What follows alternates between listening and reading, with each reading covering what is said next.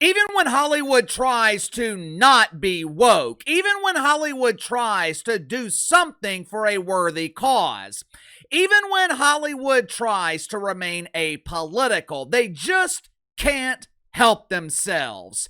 It always, and I mean it always, has to turn into a woke disaster. It always has to turn into a celebration of Wiener. Celebrate the butt bongo! Last night was the 77th annual Emmy Awards, which, in my opinion, is 77 too many. I mean, seriously. In the year of our Lord 2025, who gives a damn about these award shows? What is the point?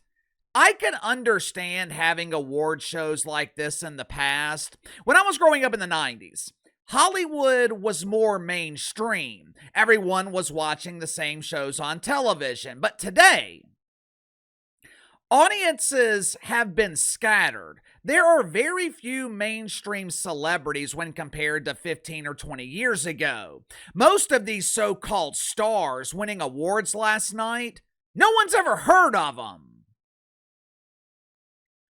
I guess someone must care about the Emmys. The audience was the highest it's been in 4 years. Now, it's nothing compared to the 10, 15, 20 million that they were drawing in the past, but over 7 million people tuned in last night to watch people they don't care about win some doofus trophy. I don't ever want to be nominated for an Emmy. What the hell am I going to do with some useless trophy? I would rather win the platinum pooper that the WNBA gives to the winner of the WNBA finals. At least I can actually use the pooper. To their credit, Hollywood at least made an effort last night to eradicate the woke fungus and keep the Emmys apolitical. There was no mention of Charlie Kirk, which pissed a lot of people off. I guess Hollywood is following the strategy that was implemented last week by the worldwide leader in woke, ESPN. I'm sure they knew these doofus celebrities would have nothing nice to say about Charlie Kirk, so the Emmys decided to say nothing at all. Instead of having the typical huge embarrassing failure like Jim Kimmel hosting this polished turd, the Emmys decided to use what Hollywood would describe as a less traditional host. The 2025 Emmys were hosted by Nate Bargatze. Believe it or not, Nate was the highest grossing stand-up comedian in 2024 with over 1 million tickets sold to his comedy shows. Nate is a Christian comedian. There is no cursing. His shows are all family friendly. So you can imagine my surprise when Nate was selected to host the Emmys and be surrounded by the demonic forces in Hollywood. Nate tried to keep the show apolitical, and he tried to keep it structured. Normally at these award shows, celebrities spend way too much time during their acceptance speeches thanking their current and former pronouns. I want to thank they, I want to thank them, I want to thank Tim, who now identifies as Kim.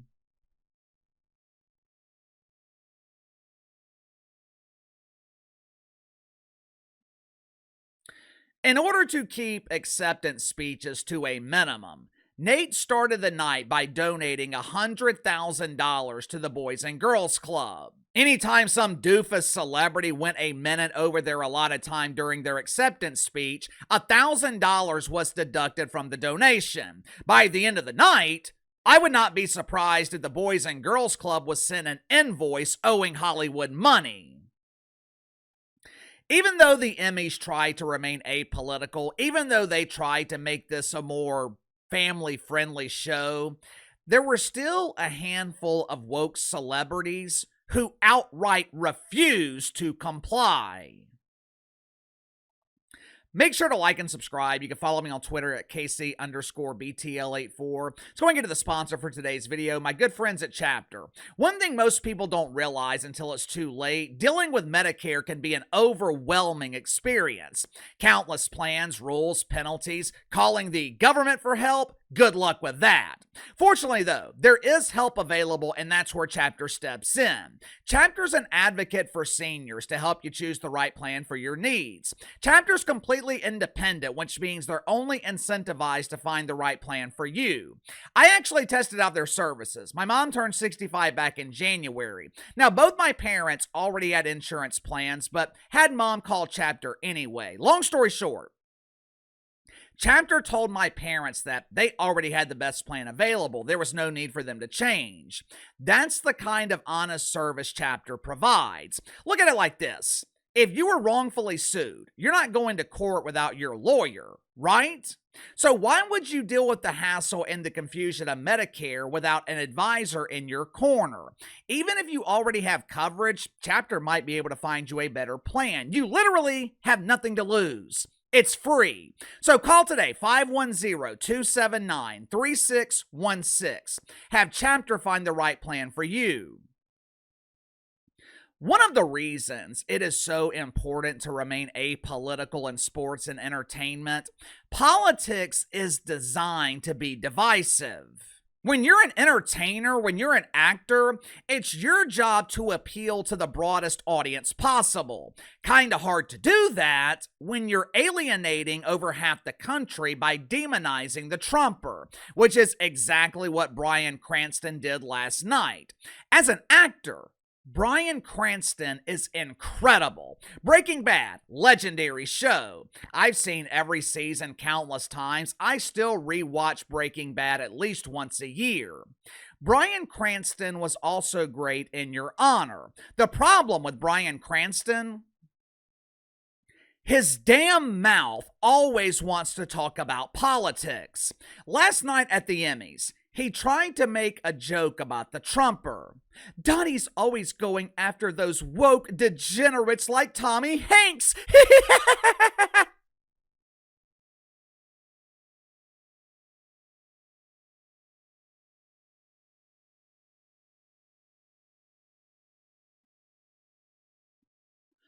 Most people had no idea what he was talking about, including Uncle KC.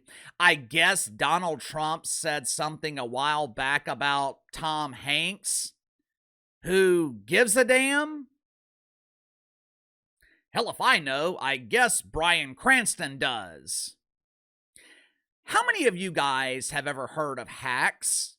What, KC, are you talking about the people in the live audience at the Emmys last night? No, although I'm sure that would be an accurate description for most of them. Apparently, Hacks is a show on HBO Max. The show was nominated for awards last night with someone named Haley Einbinder, but my name is Hannah! It doesn't matter what your name is! Haley was nominated and won the award for Best Supporting Actress in a Comedy that no one gives a shit about. During her acceptance speech, Haley Einbinder perfectly recited the script that was given by deacons at Woke United Methodist. I'm going to play a couple of other loyal comrades before I play Hannah's speech. See if you can notice the similarities. Watch for yourself. Megan, come on down. And let's see that purse. Here I am today, denouncing the genocide in Gaza. Free Palestine, thank you. Free Palestine! Free Palestine!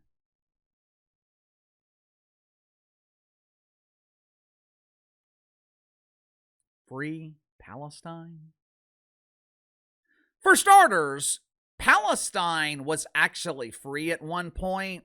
20 or so years ago, the far left was preaching about the same two-state solution that they're preaching about right now. Two-state solution, get rid of air pollution. Against their better judgment, Israel agreed to a two-state solution. What did the Palestinians do? They were given the opportunity to elect their own government, and they elected Hamas. Guess how many elections they've had since? Just take a wild guess. That was back in 2006, and they've had a grand total of 0 elections since because Hamas has never relinquished power. Have you ever wondered why Palestinian refugees don't migrate to Egypt or Jordan, Saudi Arabia, Syria, Lebanon, Turkey, Iraq, or any of the other Muslim countries in the Middle East? Have you ever wondered why Palestinian refugees don't migrate to one of those countries? They're not allowed to. Those damn Israelis, they're holding them hostage. No, they're not allowed because these other countries refuse to accept them. I always find it interesting that celebrities support Palestine, especially female celebrities. Have you ever noticed that they chant Free Palestine here in America, where it's easy to do, but they never go over there and actually do anything about it? Well, Casey, it's a war zone. Maybe they're afraid. Yeah, they're damn sure afraid, but Gaza being a war zone has nothing to do with it. You rarely see female celebrities go over there because they wouldn't have any rights. One of the other highlights of the Emmys last night, if you could call it that, was Stephen Colbert winning the award for Best Talk Series that's about to be canceled. Obviously, this was a Sympathy award. Stevie was only given this award because he was just fired by CBS.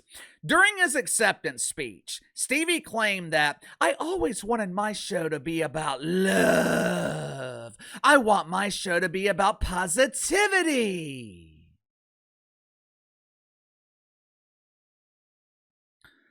Has Stevie ever watched his show?